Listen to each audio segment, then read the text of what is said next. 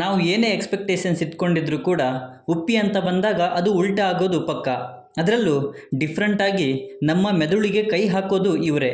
ಹೌದು ಗುರು, you I ಸಿನಿಮಾದ cheap ಸಾಂಗಾಗಿ ನಾವೆಲ್ಲ ಕಾಯ್ತಾ ಇದ್ವಿ. ಆ್ಯಂಡ್ ಬಿಟ್ಟ ಪ್ರೋಮೋ ಬಗ್ಗೆ ಮಾತಾಡೋ ಹಾಗೆ ಇಲ್ಲ, ನೆಕ್ಸ್ಟ್ ಲೆವೆಲ್. ಬಟ್ ಇವತ್ತು ಯು ಐ ತಂಡದಿಂದ ಟ್ರೋಲ್ ಸಾಂಗ್ ಅಂತ ಒಂದು ಹೊಸ ಸಾಂಗ್ ರಿಲೀಸ್ ಆಗಿದೆ. ಹಾಗಿದ್ರೆ ಏನಿದು ಟ್ರೋಲ್ ಸಾಂಗ್ ಆ್ಯಂಡ್ ಉಪ್ಪಿಯವರು ಈ ತಪ್ಪನ್ನು ಯಾಕೆ ಮಾಡಿದ್ರು ಎಲ್ಲವನ್ನು ಕೂಡ ಮಾತಾಡೋಣ. ಅದಕ್ಕೂ ಮುಂಚೆ ಚಾನಲ್ಗೆ ಹೊಸಬರಾಗಿದ್ದರೆ ದಯವಿಟ್ಟು ಚಾನಲನ್ನು ಸಬ್ಸ್ಕ್ರೈಬ್ ಮಾಡ್ಕೊಳ್ಳಿ ಮತ್ತು ಪಕ್ಕದಲ್ಲಿರೋ ಗಂಟೆಯನ್ನು ಕೂಡ ಬಾರಿಸ್ಬಿಡಿ. ಯಾಕೆಂದರೆ ಇದೇ ತರಹದ ಮತ್ತಷ್ಟು ಡಿಸ್ಕಷನ್ ಜೊತೆಗೆ ಭೇಟಿಯಾಗ್ತಿರೋಣ. ಆ್ಯಂಡ್ ಈ ವಿಡಿಯೋ ನಿಮಗೆ ಇಷ್ಟ ಆದರೆ ನಾನು ನಿಮ್ಮ ಕಡೆಯಿಂದ ಬಯಸೋದು ಒಂದು ಲೈಕ್ ಮಾತ್ರ. ಅದನ್ನು ಕೂಡ ಕೊಟ್ಟು ವಿಡಿಯೋನ ಕೊನೆವರೆಗೂ ನೋಡಿ. ಯು ಐ ಇದು ಉಪೇಂದ್ರ ಅವರೇ ಆಫ್ಟರ್ ಲಾಂಗ್ ಟೈಮಲ್ಲಿ ಡೈರೆಕ್ಷನ್ ಮಾಡಿ ಆ್ಯಕ್ಟ್ ಮಾಡ್ತಾ ಇರುವಂಥ ಸಿನಿಮಾ. ಆ್ಯಂಡ್ ಅದಕ್ಕೇ ಮೋಸ್ಟ್ ಹೈಪ್ ಇರುವಂಥ ಸಿನಿಮಾ ಕೂಡ ಇದು.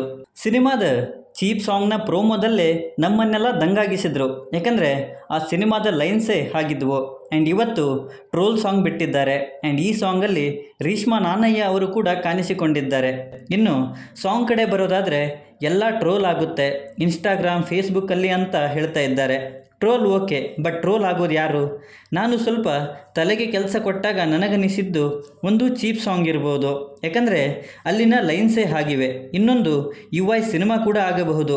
ಮತ್ತದಕ್ಕೆ ರೀಸನ್ ಅಂದರೆ ನಮಗೆಲ್ಲ ಗೊತ್ತೇ ಇದೆ. ಯಾಕೆಂದರೆ ಯಾವುದೇ ಮುಚ್ಚುಮರೆ ಇಲ್ಲದೆ ಉಪೇಂದ್ರ ಅವರು ಇರೋದನ್ನು ಇದ್ದ ಹಾಗೆ ಹೇಳ್ತಾರೆ. ಆ್ಯಂಡ್ ಅದಕ್ಕಿಂತ ಟ್ರೋಲ್ ಆಗೋಕೆ ಮತ್ಯಾವ ವಿಷಯ ಬೇಕು ಅಲ್ವಾ? ಇನ್ನು ಇಲ್ಲಿ ಕರಿಮನಿ ಮಾಲೀಕ, ರಾಹುಲ್ಲ, ಬೆಳ್ಳುಳ್ಳಿ ಕಬಾಬ್, ಏನಂತೀರಾ, ಹೀಗೆ ಸದ್ಯಕ್ಕೆ ಟ್ರೆಂಡಿಂಗಲ್ಲಿ ಇರುವಂತಹ ಟ್ರೋಲ್ ಟಾಪಿಕ್ಸ್ಗಳನ್ನು ಎತ್ಕೊಂಡೇ ಲೈನ್ಸನ್ನು ಬರೆದಿದ್ದಾರೆ. ಆ್ಯಂಡ್ ಆ ಲಿರಿಕ್ಸನ್ನು ಕೇಳಿದಾಗ ಅವು ನನಗೆ ಸಖತ್ ಫೀಲನ್ನು ಕೊಟ್ಟಿವೆ.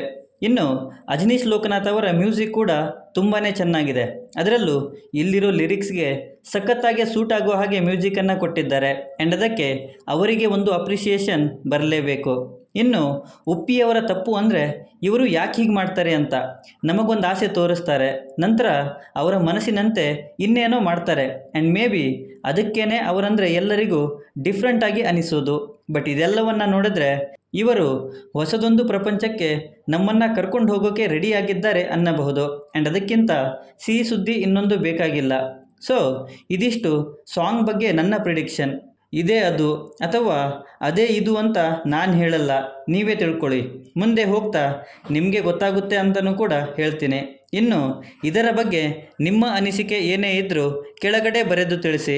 ಮತ್ತು ಈ ವಿಡಿಯೋ ನಿಮಗೆ ಇಷ್ಟ ಆದರೆ ದಯವಿಟ್ಟು ನನ್ನ ಚಾನಲನ್ನು ಸಬ್ಸ್ಕ್ರೈಬ್ ಮಾಡಿಕೊಂಡು ಸಪೋರ್ಟ್ ಮಾಡಿ. ಆ್ಯಸ್ ಯೂಶ್ವಲಿ ಸಿಗ್ತಾ ಇರೋಣ.